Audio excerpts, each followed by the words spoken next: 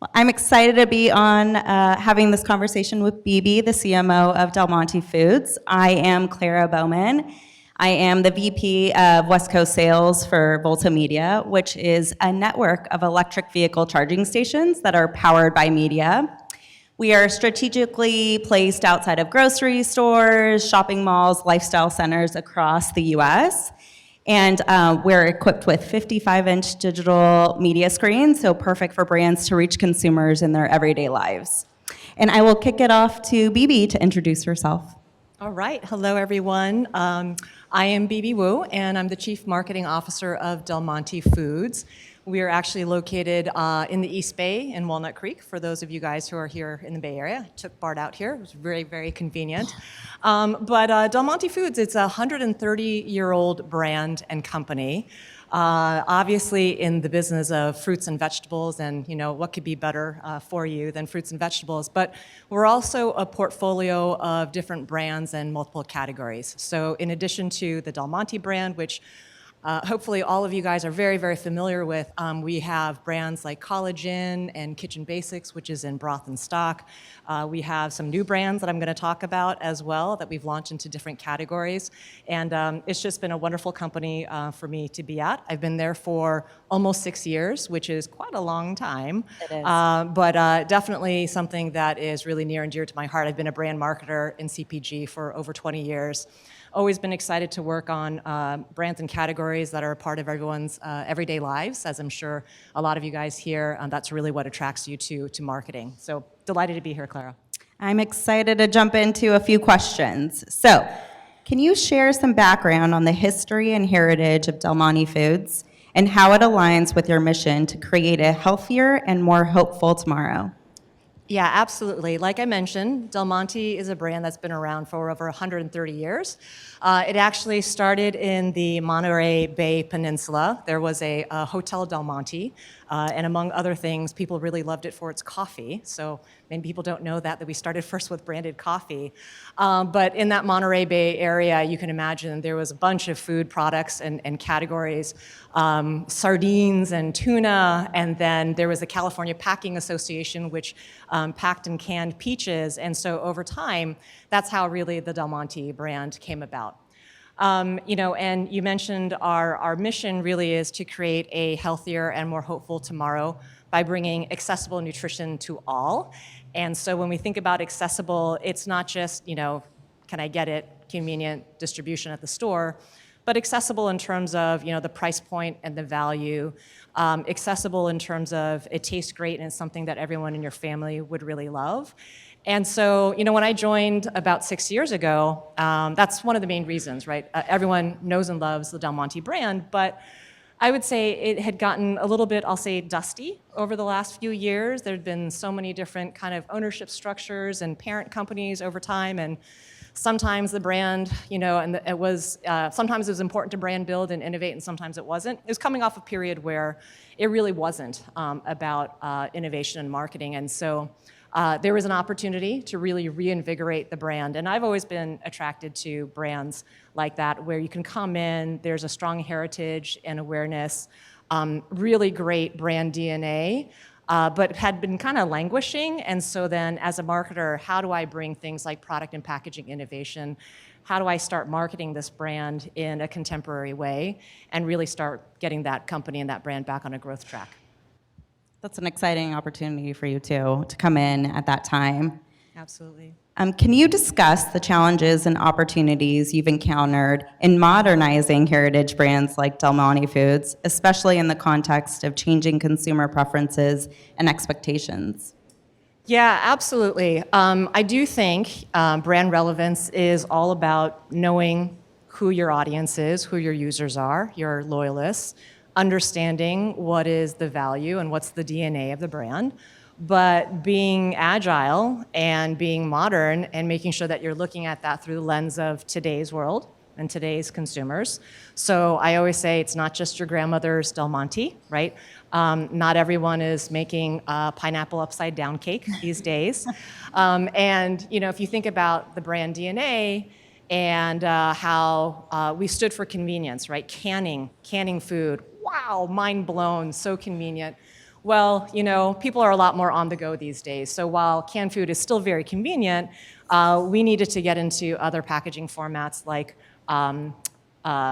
cups. Plastic fruit cups, for example, is a really big business for us. So a new definition of convenience. And then quality, we say quality is in the brand name, it's part of the logo. What does quality mean these days, right? So a lot of times consumers are equating kind of fresh from the farm as quality. So how do we get our packaged products to seem fresher? And so we've really expanded our refrigerated business, for example. And then, of course, health and wellness, right? The goodness of fruits and vegetables, that doesn't go away. 2/3 of adult Americans don't get enough fruits and vegetables.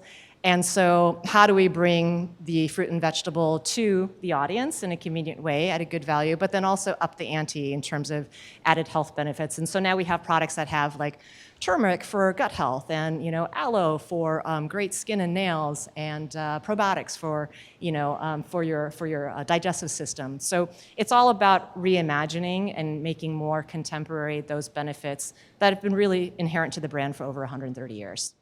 That's amazing, especially as someone who has an almost 2-year-old. Those plastic fruit cups are key for people like me, on the go all the time.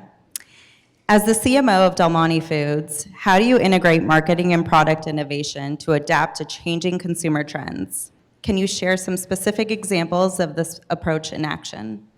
Absolutely. So innovation is so exciting. I think everyone in this room is totally, sparked up to bring innovation in any way, shape, or form, product, communication, et cetera.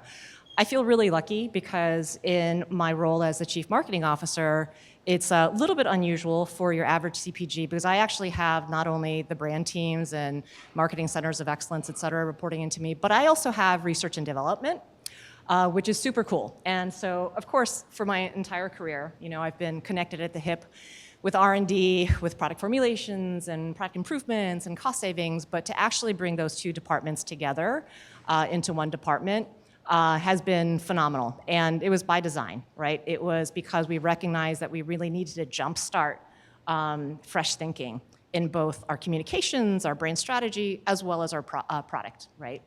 So I've got R&D and marketing, and if you think about this, the ability to be faster and more nimble, right? So now you've got the identification of the consumer want or the insights, and then you go straight into concept development, and you validate that, and then we're prototyping in the labs on the bench tops, and then we're putting it into the pilot plant, and then we're launching it, and we're going commercial so much faster, right? So we're all pointed in the same direction. And I think one great example of that is a new brand, part of the Del Monte Foods portfolio called Take Root Organics. And it is a canned tomato brand. And really, we went mind to market with that in 6 months, which is pretty unheard of. And the insight there was as I mentioned earlier, today's consumer, a lot of times they equate better quality and better for you with organic. But of course, the number one barrier to that is perceived high price point. So we came with the first accessibly priced brand canned tomato product with a full array, 14 plus SKUs, so we can really stand out at shelf. So that's one great example of what you get when you kind of bring the power of marketing and R&D together. And then the other example I'm very excited to share with you is a new brand called Joyba, which I have right here. And so Joyba is a new brand that we launched about almost 2 years ago, and we soft launched it, and we did it small because we wanted to learn before we really went kind of all out. It's a boba tea, so Del Monte Foods in boba tea. Who would have guessed it? And as you can see, and Clara, if you can be our demo, our Vanna White here. So the insight there is, who loves boba tea, right? Or has kids or something that loves boba tea. So huge phenomenon. I know. We practiced this earlier, remember? It's a perforated film, so get the perf going. So we saw an opportunity to bring our retail customers, so the Walmarts and the Targets and the Safeways of the world, a piece of that pie. I'm going to try this. I'm going to take that back to my VP of packaging and say that there's something going on there. There we go.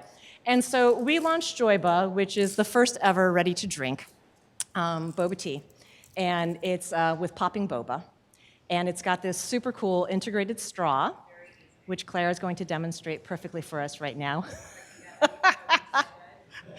So you can get that true boba tea experience, yep. So you untelescope that thing, so cool, and then you just, with confidence, there we go. There we go. There we go. Round of applause. Round of applause. Yeah, and so we thought it was super cool because it really brings you that kind of on-the-go fun experience that everyone pays like $6 or $7 for at the retail boba tea shop, and we're bringing it to traditional retail. And as I mentioned, we launched it about 18 to 20 months ago, and we just did a couple of Costco divisions, and the thing just blew up. Like within the first 2 weeks, we got TikTok posts, Costco hot finds, 8 million views on just one post, and so the thing was really just selling itself, right? Which is phenomenal because obviously it's a big and growing market, but also gets us in front of a new consumer, right? So if you think about this is all Gen Z and the younger consumer, and that was definitely an area and a cohort we wanted to further penetrate. So we were delighted to get into new brands and categories that got us in front of that consumer. It is very tasty. Everybody's got to try it, especially, I was telling Bibie before this, my husband is always up with the trends, and boba is #1 in our house all the time too, so you're doing it right. Could you elaborate on the strategies you've implemented to appeal to younger consumers and expand your product portfolio in recent years? Yeah. So one way, right, is how do we take our capabilities and get into new categories like beverage, which is super hot and growing, and obviously got a lot of young consumers and fans. And I'll talk a little bit more in a bit about how do we market to them as well, because it's not just about new products and new packages, but you have to talk to them in the right way. But even like in our tried and true Del Monte brands, for example, right? I said earlier, it's not just your grandmother's Del Monte, right? We have to make sure that the goodness of fruits and vegetables and the inherent goodness of canned vegetables and plastic fruit cups are still really relevant. Some things that we're doing there, for example, is bringing more contemporary and on-trend flavors to those categories. So in addition to your favorite canned green bean, which I'm sure everyone's going to use to make green bean casserole, here in Thanksgiving, we're launching new flavors like spicy and smoky southern green beans, or just, everyone loves Del Monte's whole kernel corn. Like when I ask people, what's your favorite Del Monte product? Everyone says, corn, I love the corn.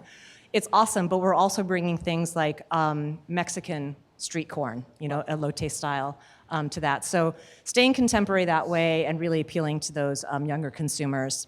And then brands like Joyba, right? And in terms of our marketing there, we're speaking to them and reaching out to them in completely different ways that we haven't before employed quite as much. So, for example, I mentioned the importance of TikTok and social media, obviously, doubling, tripling, quadrupling down there, speaking in their voice and using the right influencers and partners. So, for example, we've got a great partnership going on right now with Netflix's Antonia Gentry from their popular show there. And so she's supporting and helping us promote Joyba to her audience. We also use TikTok influencers like Justin and Kat and stuff. And then the other thing is the importance of cause and purpose, right? So, of course, you've got a whole generation where it's all about what you stand for, right? And you got to stand for something bigger than just your product.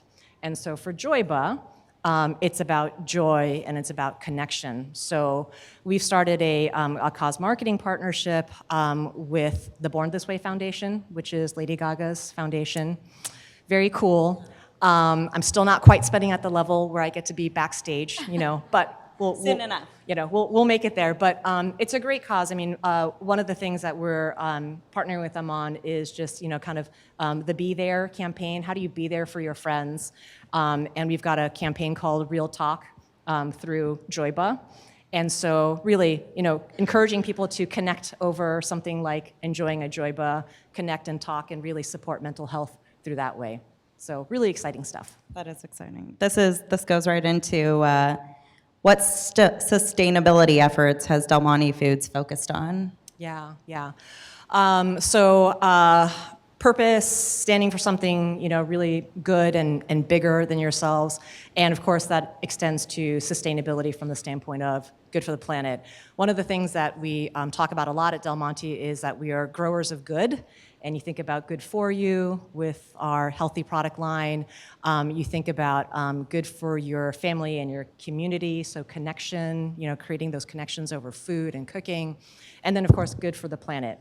So, being good stewards of the planet has always been part of the Del Monte DNA. We have had really tight relationships with our family farmers for generations. And we're really upping the game, I would say. Upping the game, especially in terms of talking about it, just kind of making sure that people are aware of the things that we do to be good stewards of the planet. And I hate to say it, but get credit for it, but just make it part of our narrative, because it is part of our narrative authentically. A few things that we do there are, for example, upcycling. So we've always had the target of making sure that we use as much of the fruits and vegetables as we can, all the pieces, all the slivers, stems and things like that. So we have done a really good job kind of redirecting things that normally you would think would go to waste or off-flow back into our product. For example, it might be the pineapple juice. After we slice pineapples, we'll put that into the plastic fruit cup, into the juice. Or maybe we would chop green beans, and you have a very certain length it has to be a certain statement of identity, as a cut green bean. But then what do you do with the ones that are a little bit shorter and a little bit longer? Well, you put them together into an upcycled product called Kitchen Cut, which people really value because they think it's more rustic and more homemade. So we've got 5 and counting, official upcycled certified products. That's something we're really proud about. So how have the persistent economic woes of the past few years changed the way Del Monte Foods thinks about delivering value to consumers? Yeah. A little different direction on this one. I know, yeah. So we are really, we're living in crazy times, right? Yeah. Aren't we living in crazy times? And it just, there's constant change, constant flux. The economic situation has been just really confusing and challenging for a really long time. Are we in a recession? Are we not? How do we feel about inflation? Are the rates going to go down? Are they going to stay the same, et cetera? But at the end of the day, consumers are feeling very stressed, right? They're very stressed about the economy. They're stressed about inflation. And what we've found in our research and just being close to our consumer and our shoppers is it's across the board. No matter how many zeros you have in your household income, everyone's feeling it. So, for example, if you guys read the article when Walmart talked about their most recent earnings report, they said that part of the reason they're actually seeing some strong growth is because they're getting more shoppers from 6-digit income households than ever before. So in any case, everyone's feeling it. We have a strategy where we want to bring accessible nutrition, right? It's all about accessible nutrition to all. And so we follow what we call a good, better, best strategy, right? So the different tiers, good, better, best. And we've really used that to make sure that we bring the right price points, the right product to our consumers. And if you think about in the past, when I joined the company, we were really good at what I'll call kind of the better, right? The mainstream. So, we got the bulk of our revenues from mainstream grocery and mainstream mass merchandisers, and we really were underpenetrated in dollar discount, and we were underpenetrated in kind of more what I'll call the best kind of experiential club and natural food channels. So we've done a lot to bring out new products at the right price points, and sometimes we have to play around with size and count. Sometimes we might have a different spec on the fruit or vegetables to be able to hit those price points. So that's one way we've been doing it. The other thing, too, is multi-packs. So we've seen a lot of growth in our multi-pack business. So you can buy Joyba in singles, or you can buy them in a 4-pack, right? You can buy a can of green beans, or you can buy them in a 4-pack, or you can go to Club and buy them in a 12-pack. So we've seen a lot of growth in our multi-pack business, and so that really appeals to those consumers who are maybe willing to kind of invest the extra dollar for that higher ring for that one-time purchase, but know that they're getting the best kind of per unit or per cup value. Yeah, for sure. All right. What are some trends in the CPG industry that you see popping up in the new year? So changing gears to something more exciting. Yeah. Well, so for sure, the need for value is a trend that's going to be ongoing. Yeah. So we're focused on that. I don't think it's so much a trend, but it's really top of mind for me right now, which is holidays. So it's kind of hard to tell because the Bay Area is always so moderate and so beautiful, but we are coming into the fall and the winter, and that's holiday time. So we always say at Del Monte Foods, it's our Super Bowl. We're coming into our Super Bowl. So holiday trends and holiday marketing and products and recipes are very top of mind for me and my team. I will share with you a couple of trends where we're always looking at holidays. So people over the last few years have started to shop for holidays earlier and earlier and earlier. Yeah, so it's not just you. We know that for Thanksgiving, shopping that happens generally starts like 4 to 3 weeks before Thanksgiving, and then of course Christmas is like at least 2 months ahead. So people are already kind of planning their gifting, planning their meals, and all that kind of good stuff. We also know that because of the economy and the price inflation, the vast majority of people are planning to spend same or more for their holiday meals and kind of what they're preparing and things like that.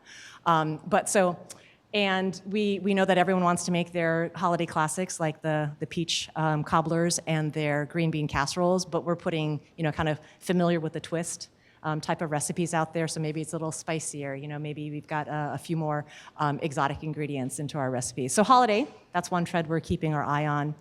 The other thing too is I talked about Gen Z. And Gen Z, they really want to cook. They're really into culinary, they're into experiential, they're into learning new skills. And so, for example, there's a statistic where 40% of Gen Z actually prefer to cook than eat out and buy food out. And then 30% of Gen Z actually buy primarily just grocery essentials as opposed to kind of, fully made meals or what have you at the store. So we are really trying to adapt to that trend as well. So for example, I mentioned we have our broth and stock brands in our portfolio, Collagen and Kitchen Basics. And they're really a great meal starter. So we're taking advantage of that trend. Collagen is actually celebrating our 100-year anniversary. So we're very, very excited about that. And then I would say, health and wellness continues to be a trend that won't go away. Everyone is looking for that magic, bullet. And so we're constantly looking at how do we make our products healthier. So plant-based is really in, obviously, and we like to say that we were in plant-based foods before it was even cool.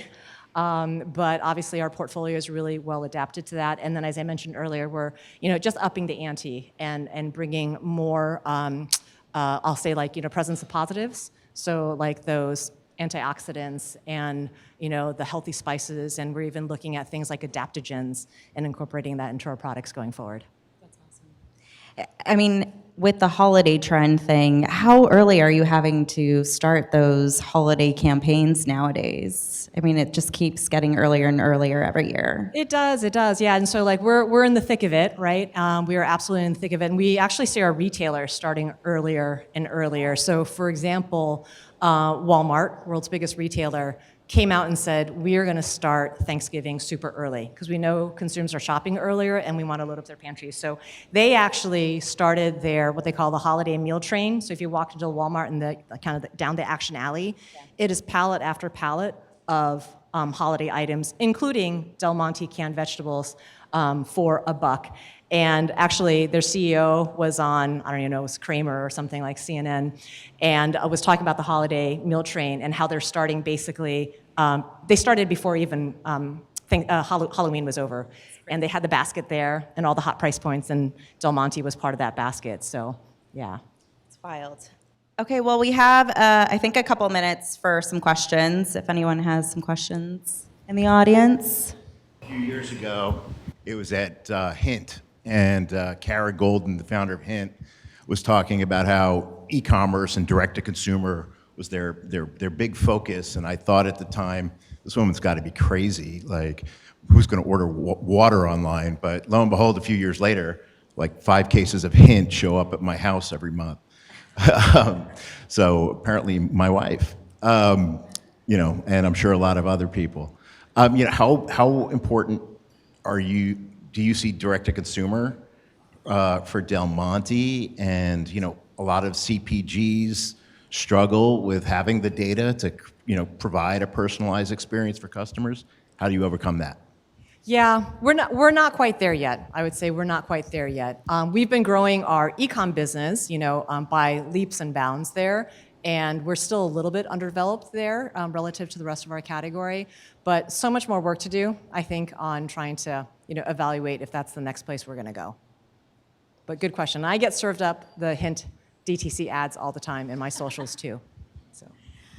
I have a quick question. I know you mentioned an integration with Netflix, and then you guys have also invested a lot in influencer marketing. Can you talk a little bit about how you're measuring ROI on some of those types of programs? Wow, yeah, another really, really good question.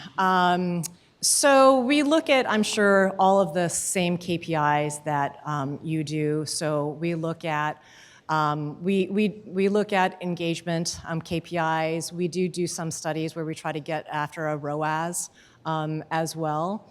We're not great at it, I would say. That's an area that we definitely want to build up more. So it's an ongoing learning process.